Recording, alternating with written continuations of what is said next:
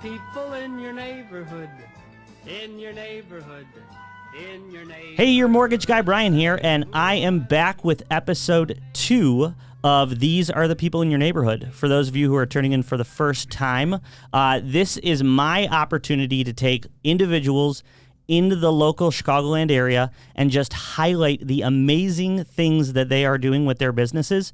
And hopefully you can learn a couple things along the way and also get connected to some really fantastic people.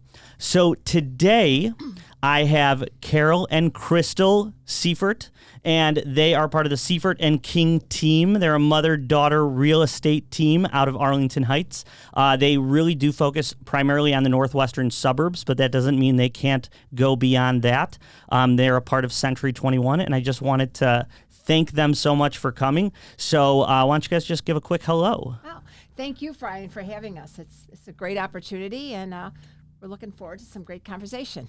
Thank you for having us, and we're looking forward to having some fun and educating some people out there. Good. Yeah, that is honestly the goal of this, is right, to make sure that people know what's going on in your industry.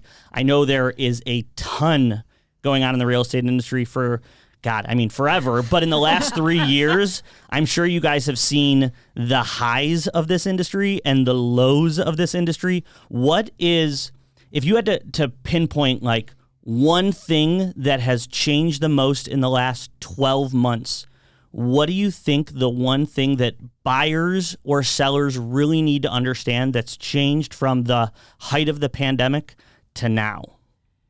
We still have the low inventory, and so you still cannot, you have to go ahead and act quick.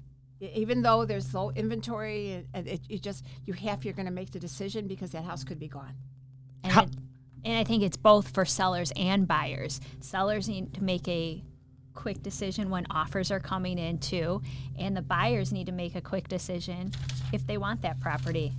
So when you guys are saying quick decisions, are we talking 24 hours? Are we talking an hour? Like, how fast are you seeing deals be made and lost? Well, if a buyer sees a house and they like it, within 24 hours. Now, it all depends. Some agents are saying, okay, we're showing the house on Thursday, but we're not taking any offers, or we're not until like Sunday. So then they have a little more time. But the ideal thing is that if they like it, to go ahead and make the offer. Okay, so I guess I would, here's a question for you. What do you think then your biggest achievement you've made to help buyers or sellers in this crazy market that we're in? I think Carolyn and I do a good job of, when they send us the property, we do a little research behind. We make sure we check out bird eye view. We give them what's all the value of like what's in the neighborhood, all the opportunities that they have, the house, and we also go in if it needs to, a little paint or a little updating, so people know with what they need to do with their budgets, and it checks their requirements. So we always with our buyers sit and see what their wants, needs are, and if it's checking the boxes they need. So we do a little research on the end of it, so we're ready to go, so they have all the information and the facts that they need for before we even walk into that door, so they can just kind of walk out and see if the layout's the best for them. So when you say you do the research, do you tell your clients what they need to do, or how does this kind of relationship between like a seller and a realtor work? Are you going in there and saying, this is our listing price, I've done the research, this is what we need to be at, or how's it kind of formatted? Yeah, we'll sit down. You're talking about for our sellers. For a seller, yeah. Okay, for our sellers, when we're sitting down initially with them, we give them the market analysis, and we tell them this is how it might go. And a lot of sellers out there, and some of them are in the driver's seat, and they said, well, I know it's this price, but could we just push it a little more? I was going to say, how many people go to you guys and go, but John Smith next door, he just sold his house for X amount, and you're telling me, 10,000 less or 20,000 less. What's the deal? And in the way the market is right now, we kind of give them, we let them roam a little bit. So we'll tell them, okay, we'll try it. But if in the first couple of days we don't have any showings, that's a key. So that's kind of a win-win. They think they've won a little bit, and and sometimes they get over list price, and sometimes they don't get any showings. And sometimes they're like, hey, we did a great job. Look, and I could be the realtor here. I set the price. But then, Brian, sometimes we're waiting for that appraisal to come back. And the appraisal gives, we don't breathe easily. As a lender, that's the biggest situation I fall into. And I would love to get the perspective from a seller side of what your, like, let's say you say that, the buyer is, or the seller's like, I want to list at this price. You're saying it's a little high, but you get an offer at that higher price. What's the thought process then when the appraisal comes in low? What do we do as a seller, as a realtor seller there? Well, we bring a bottle of tequila to the table. Well, we had that about, I think last year we had that I think everybody, even lenders, all realtors, we were all surprised that the appraisal came in, and we just kind of had to walk through it. We also go through the process of seeing if we need to appeal it, or making sure the appraisal, the appraiser knew the area, and we know during COVID, some of the appraisers were doing drive-bys, so we wanted to make sure that they actually came to the property.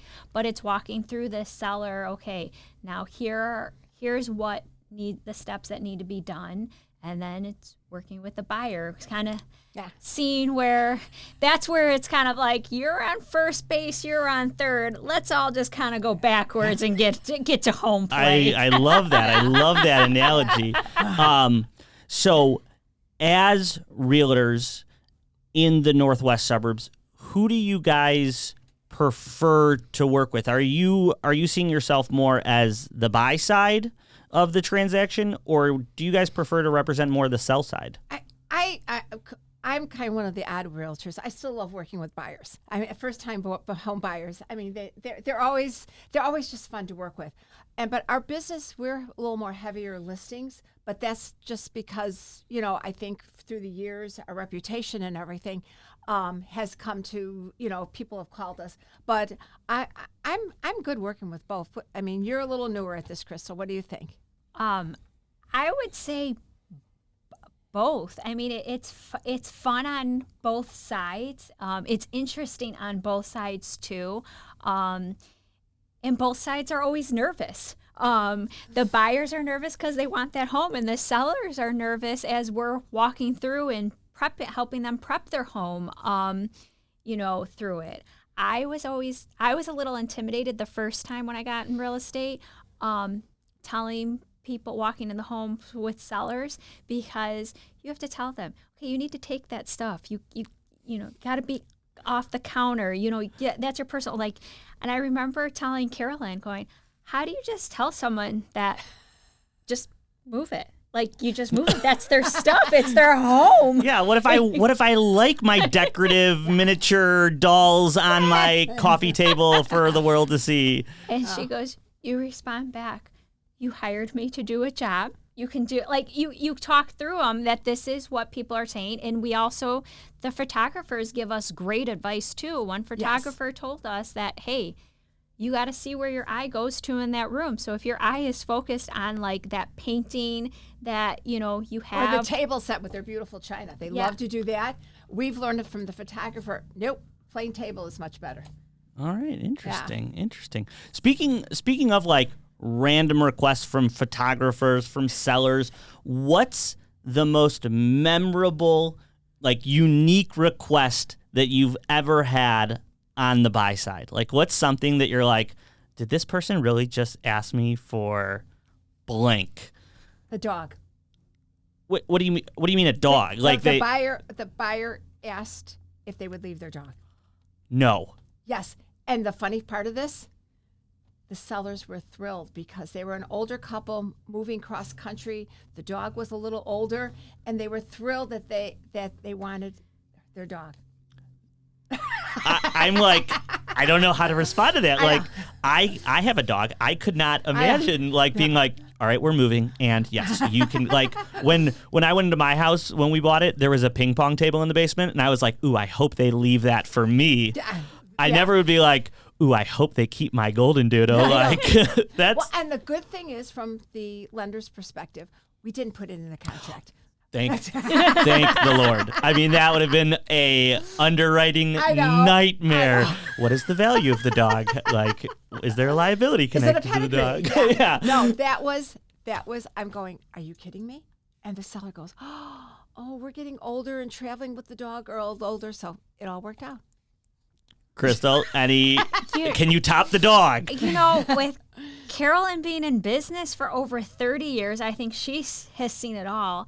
I'm newer, and the buyers are right now, some of them are hesitant. I've just seen the typical, can I have the grill, or this sofa? So I lived through the stories of her experience with uniqueness. I would think from a buyer side perspective right now, they're like, I just want a door, like a bed, like a room that I can put a bed in. And, I just want anything just because there's nothing out there. I know I have buyers that went in $40,000 over asking because they'd seen so many places and they were just like, it has a roof. Yeah. That's enough for us. That's the tough thing for the buyers right now. They go, we're afraid to ask her anything. Okay, we had a home inspection. Okay, the roof's caving in, but we probably shouldn't ask for it. Well, yeah, you should. You probably should. Yeah. I mean, like if the I saw people waive the inspection. Like, what do you guys? How do you guys feel about that situation? We don't recommend it. We don't recommend it, and we tell our buyers that we recommend that you have a home inspection no matter what, if you're going to ask for anything or not, because also it's a way for them to learn about the home too, the furnace and everything, so they know what's behind the walls. Yeah. I mean, and Krystle's absolutely right. That's just what we tell them. So at least you learn about it, and you'll know if there's anything seriously wrong. Okay. Speaking of things being wrong, I mean, these are great transitions. You guys are like leading me into my next question. It's fantastic. Tell me you guys are not like experts at this whole entire podcast thing. What is a common mistake? What's the most common mistake that you see from first-time home buyers? What do they need to be looking out for? They do not get a pre-approval before they come to us, and they think they can afford the world, and they can only afford, the driveway. And it's going off that, they go and walk through an open house and they say, oh, this is the house we want. And the lender has the privilege of coming back saying, oh, you're correct, that was a nice house, but unfortunately you don't qualify for it. So that's why we like to sit down with our buyers before they even go look at a property. We say to have your list and your areas and what you want out of your home, and we then tell them that go talk to your lender right away so that they're comfortable, because we also don't want to be in a position to tell them, oh, is that in your price range? Or, we want everybody comfortable, because it's we always say it's exciting and stressful all at the same time. And it's a big investment, so make sure it's the right one. So on the sell side, do you only accept offers from buyers with pre-approvals? Oh. Like if you're selling a house, are you not even entertaining the offer until you've seen the pre-approval letter, verified assets, verified income? That's one of the things when we sit down with our sellers, because anybody can say they can afford anything, but one of the things we do, not only do we look for the pre-approval, but before I would even talk to our sellers about the offer, I talk to the lender just to make sure that it just wasn't a piece of paper. I mean, it's important. I know that when I bought a house, we didn't get it originally. Like my wife and I, we saw it was 2020, height of the pandemic. People are barely going in to see houses. We had seen so many. One came on the market. We loved it. There was an open house. We couldn't make it the first day, so we're like, okay, we'll go the second day. Gone. Wasn't even there for the second day. All cash offer. 3 weeks later, back on the market. Yeah. And we've been seeing a lot of that too.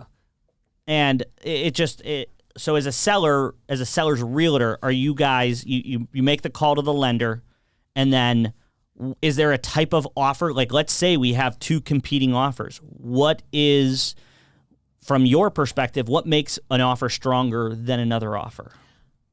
Oh, a couple of things. Just because it's cash doesn't always mean it's a strong offer, because dates and everything might be kind of all messed up for the seller or the buyer. But if it's two offers that are from, that are going to go for a mortgage, we put it in front of them and we weigh the pros and the cons.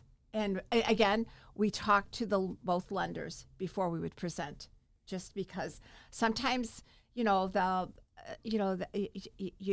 get a feeling from the lender like, yeah, they might be able to squeeze by, or it's, if they say, oh yeah, they're not a problem. So we will sit down with the seller and, do like a pro and con column for them and let them decide. Okay. Well, you just had one that didn't want it that way though. And you told them not to take the other one. And I'm sensing something did not go how you wanted. Correct. You just know by going through, it just wasn't going to go to the closing table. And sure enough, it didn't hit the closing table. But it was $2,000 more on the offer price. Mm-hmm. And it was she said, my gut, I was out of town. Well, She okay, says, so "My gut." what was the red flag? What was the I'm not sure about this one. It's $2,000. Is it worth the $2,000? What was it? And it was just kind of everything, when they were trying to do the home inspection and everything, it just wasn't adding up on the contract on certain things. And when I presented everything to our sellers, we went through with it all, and I shared with them that I think this is a stronger offer, but that's $2,000 less. And I said, I get it, $2,000 is $2,000. Oh yeah, I mean that's so. I mean, even if it's $1 over, it is, and everything. I said I understand that, and I said, and that's when I told them, you have to weigh. Are you okay if we have to put it back on the market? And, I walked through all the steps of that, and they took them $2,000 more. And then, sure enough, it didn't go through. Well, and did they lose value then when they had to relist, or was the buyer still there that it didn't get accepted? She acted really quick on this one. I went right back to the other contract and asked them if their buyer was still looking for a place and were still interested, and they said yes. I mean, yeah, because that's the biggest issue is you go off the market could shift. I mean, my house, we ended up getting it $20,000 or something less than they had accepted an offer on originally, because the market had started to change. And I mean, that's key. So listening to your realtor from a buy side on what to offer, from a sell side on what to accept, I think is really probably one of the biggest reasons why you guys are so important to the process. And what we try, and the most important thing is that whether it's buyers or sellers, that's why we sit down with them ahead of time. So, we tell them all this stuff. So when things like this happen, we go, remember we said that. We try to, our tagline is real estate simplified. And we really try to do that for people up front, so that when these issues come up, they go, oh yeah, you did tell me about that. Well, and like we said, for the buyers, we do research on, when they like a house, making sure it checks all the requirements they gave us. And for the seller, when we get the offers, like Carolyn said, we do our homework and everything. And with the deal that I was working with at the time, it was one contract was, they already sold their home. They needed to find a home, and they were ready, and they wanted to stay in a certain area. So it was a certain radius they needed to be in. And the other one was a first home time buyer. And I think the excitement of, multiple offers and, my first, place and everything, they got excited, but also too, they didn't need to move and find a place. So it was just the way certain things were coming, the information, the facts were coming to us. I knew that I'm like, oh, is that buyer going to get cold feet when you're a first home time buyer and you're in that bidding war and you're like, oh yeah, this is my place. And then you hear we have another offer, but I can't lose it. You know, it's one of those things. So it's the solid of being the buyer and all the facts. And that's where we bring all that research to our seller too. That's our family therapist degree we have.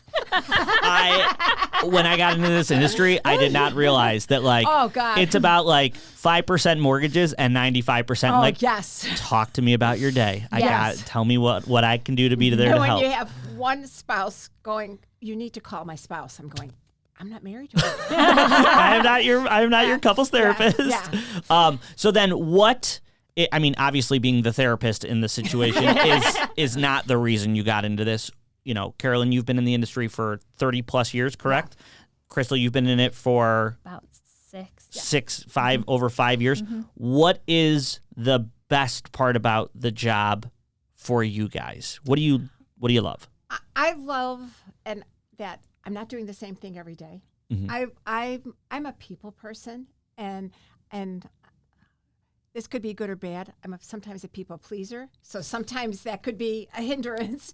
But it just the connection with people and seeing that they're finding a place they really like, and believe it or not, some of the things I love is the problem solving.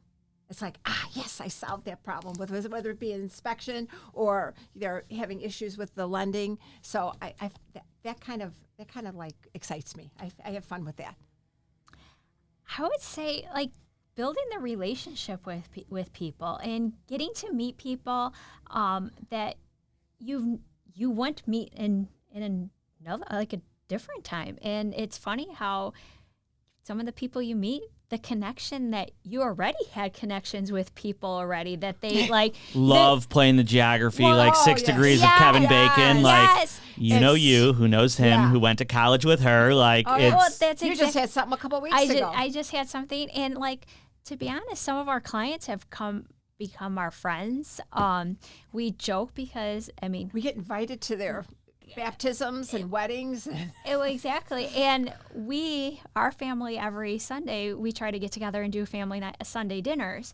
And some of our clients are like, wait, can I come? How do I get on that invite list? We've had a couple. Yes, we've had a couple that come. Because they become friends and they go, they were referral from one of my other kids, and they go, can we get in on this Sunday dinner? And so I make lasagna and they come. Well, I was just about to say, I'm available this Sunday. I make a really good chicken piccata. Ina Garten, she has taught me well. I'm good to go there. So I'll be there Sunday with my chicken. It'll be great. But it's fun seeing people's reaction when they have found their home, that they want to welcome their family and friends in and, do all the happy memories in the home that people do. It is to see their expression on their face. And I think another thing, we feel like we're part of a community. We are quite involved between our churches, schools, and the village, and we're on a couple different committees. And I feel like anytime we walk anywhere in our town, it's like, oh, it's Carolyn. Oh, it's Krystle. Well, the joke is by one person in the town that it's not a party until there's a Seifert that walks in the room. So we're all, our whole family. We joke that when we do events and stuff like that, our whole family comes out and supports us. So we're very fortunate that way. So we're in the community. We do things as a family. Nice. That's important. It's all about building relationships. I agree from the mortgage side. That's one of the things I love most about it is seeing hey, I bought a home from you 10 years ago, 20 years ago. My kids are getting ready to buy their first home. I wouldn't have them go anywhere else. That's, I think, so important. And that makes you find, you could sell $1 million home and you'd feel great. Or you could sell to a third generation of the same family and probably feel even better about it. And our business is it's relational. Even though we do transactions, but 99% is really relational. Mm-hmm.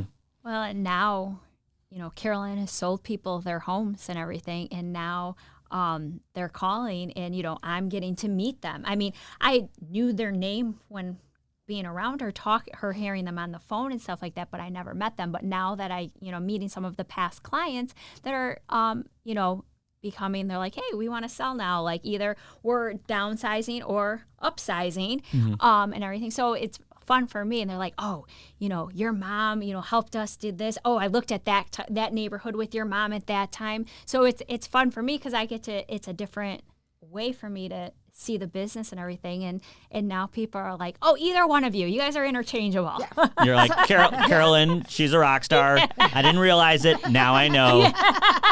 It is confirmed. I always thought it, but now I have evidence to support it.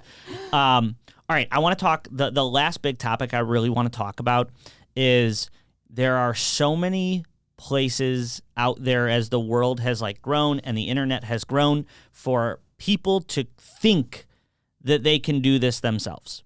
For people to say, I can go find some website where I can list it myself, for sale by owner, or I can go and buy a place all by myself. I don't need an agent to help me out. That seems like, why am I giving money away for that? What would your response be to somebody who says, I don't need a real estate agent?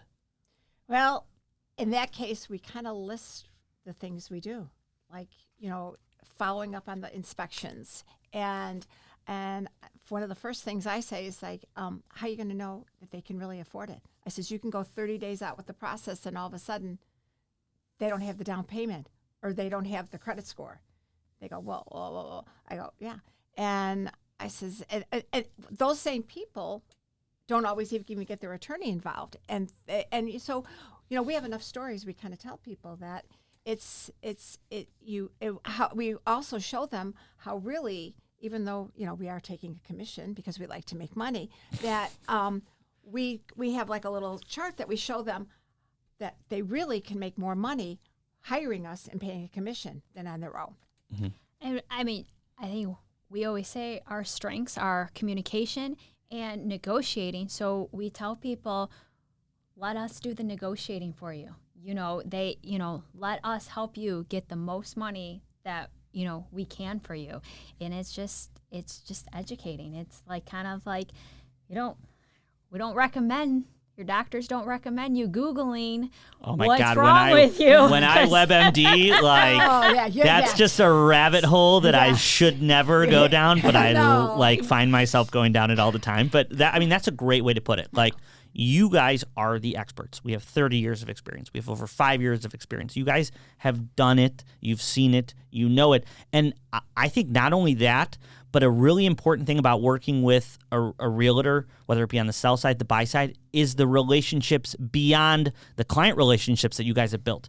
I can't tell you how many people, it's like you said, you got to paint the house. You got to, touch this up, do that, fix the floors. You guys must know everybody. We have our list. Our list of recommended services, and so people always after our closing will call. I even had one say, I know you've given me a list for hardwood floors and bathrooms. She says, I need a caterer. I got a caterer. And that has absolutely nothing to do with the real estate transaction, but you guys probably have had clients that are caterers or something Mm-hmm. Yeah. Yes. We have clients that kind of cover all the industries, and we put it out there for people. And we always say that to people, we're a resource. And when we meet with them for the first time and, they hire us as their realtor, we say, we'll get to know you just like, you're part of our family. And I said, even after we close, you can't really get rid of us. And nor would they want to. I've been sitting here for half an hour and I'm all right, we can go for a while. I got nothing else to do. I could sit here all day. But we always say, let us be your resource for things. And we have people that call us for just random things. The different committees that we sit in on our town, they call us because, they either want to get involved in it or who do I talk to at the village to ask about this because I'm going to do this or anything. We have people that, I got to do a permit. Where do I start with the village? You would know. So we always say, we don't go away. Well, I had somebody before you, 7 or 8 years ago, and she texted me and she says, by any chance, do you have a copy of our Plata survey? Now, I do. In my Google Drive, I've saved all my deals. The Google Drive. And you know what? I emailed it to her. She goes, you know, you did that in less than 5 minutes. She says, I can't believe it. She says, I just thought by chance you might have a copy of it, but I saved it in her. I saved it and just emailed it. I'm going, oh, I look like a hero. You were a hero there, because otherwise they're going to City Hall. They got to get a surveyor out there. It's just simple things like that. You don't realize that people appreciate. We get a lot of calls around tax time. I need certain things for my accountant is asking me for it. I know you gave them to us, but I don't know. How would I get a copy? We're like, don't worry, it's coming in your email now. Yeah. So yeah. Wonderful. Well, I mean, this has been an awesome conversation. I know I walked away with at least half a dozen things that I did not know before, and an invitation to Sunday night dinner. So that's been, I'm excited there. But before we go, I want to give you both an opportunity for people who are considering buying, for people who are considering selling in the northwest suburbs and beyond in the Chicagoland area. Real fast, how do they get in contact with you? Where can they find you? On the screen, it's going to have all this information and cool little effects, hopefully. And I just want people to know where they can have Carolyn and Krystle help them buy and sell homes. You can find us on our website, and that is cseifert.com. Century 21 Langos and Christian is our office. We're on Facebook, the Seifert and King team. Google Carolyn Seifert and Krystle King, and we will come up. You can call, email, our phone number, 847-912-1803. There are literally dozens of ways. Right, if you did not figure out how to get in touch with them from that, it means that you do not live in the 21st century. But I really wanted to thank both of you guys for coming in. It was so wonderful to have this conversation. It will not be the last time we have you in to have a conversation. So thank you so much. For everybody that was listening, make sure you check into our next episode when it comes out. If you're not following me on Instagram at YourMGBrian, you can find me on Facebook, Your Mortgage Guy Brian, or you can go and visit my website, www.yourmortgageguybrian.com. Thanks so much. These two are people in your neighborhood that you need to know. Have a wonderful day. Who are the people in your neighborhood? In your neighborhood. In your neighborhood.